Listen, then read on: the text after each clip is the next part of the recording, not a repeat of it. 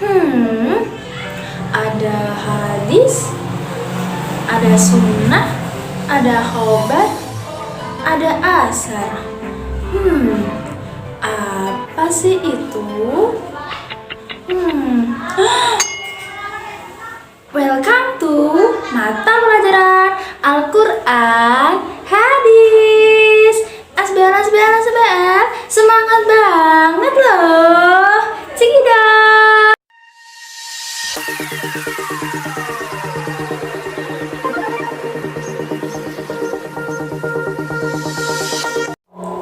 Ayo, pasti pada salfok nih sama foto mas-mas dan mbak-mbak yang cantik-cantik dan ganteng-ganteng itu.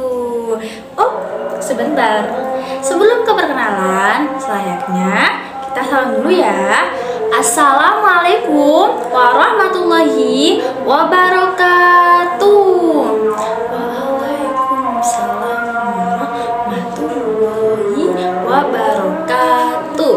Nah, baik, kami dari kelompok 6 dengan materi mata pelajaran Al-Quran Hadis yang kami dengan beranggotakan ada Muhammad Faik Agustian, terus ada Mbak Nurul Cimah, ada Mbak Anggi Fitriati, dan saya sendiri Syarifah Anjani.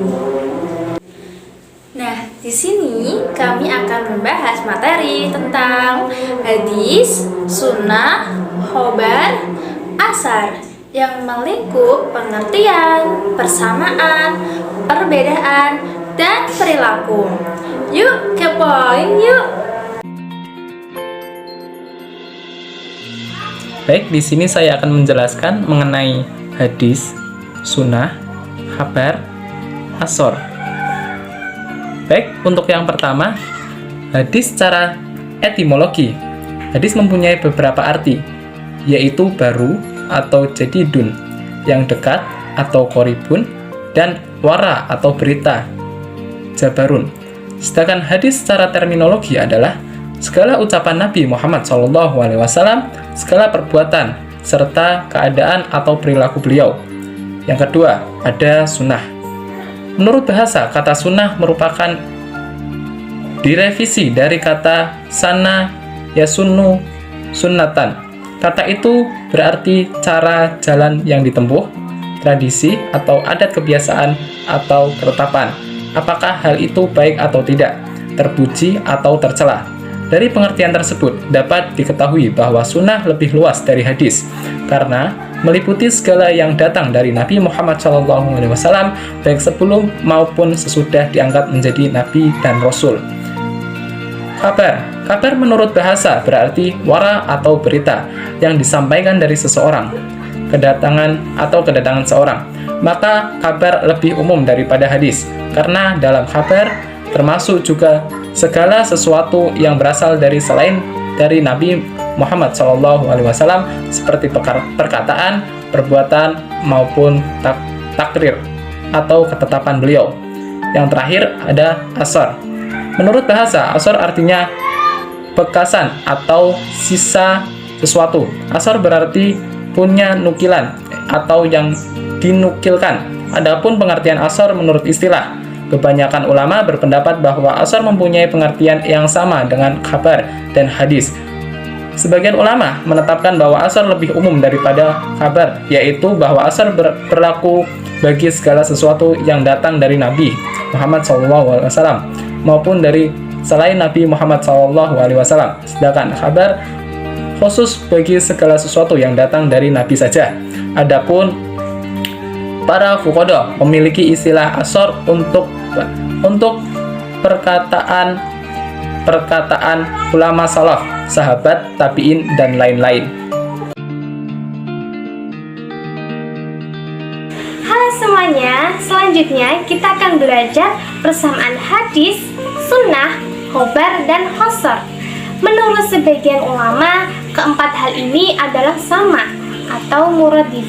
Dianggap sama karena sama-sama disandarkan kepada Nabi, baik perkataan, perbuatan, maupun ketetapannya.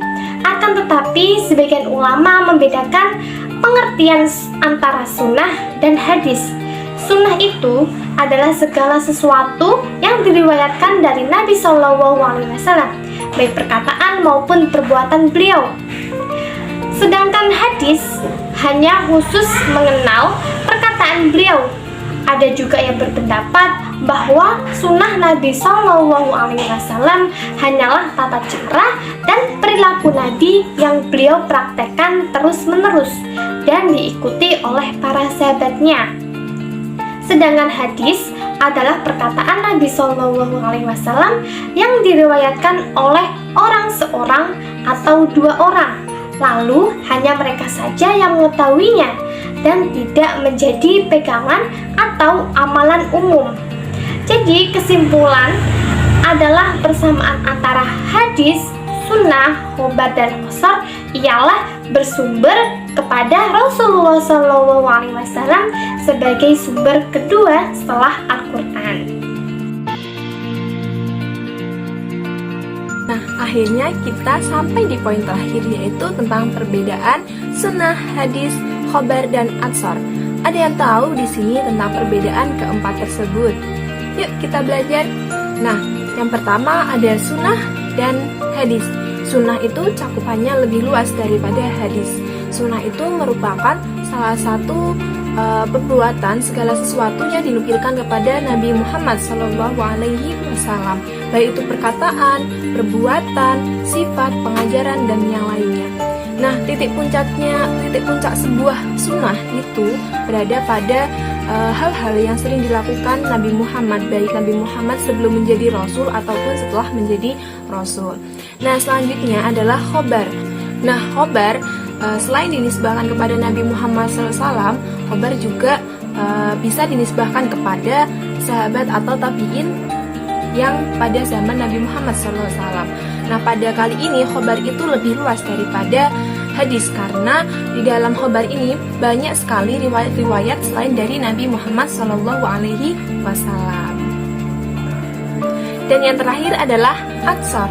Atsar itu adalah sebutan untuk perkataan sahabat atau tabi'in pada masa Nabi Muhammad SAW.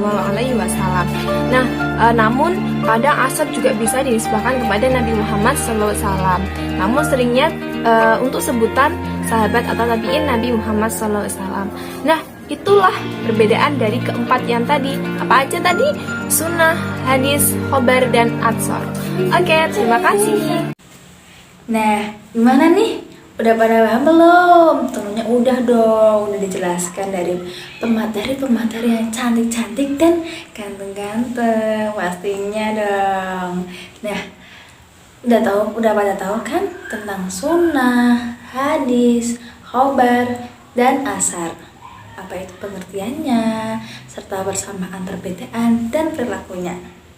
Nah, kalau sudah, mungkin sekian dari kami. Ungdur makola walatangdur mangkola. Lihatlah apa yang dibicarakan, jangan melihat siapa yang berbicara. Mungkin sekian dari kelompok 6. Wassalamualaikum warahmatullahi wabarakatuh. See you again.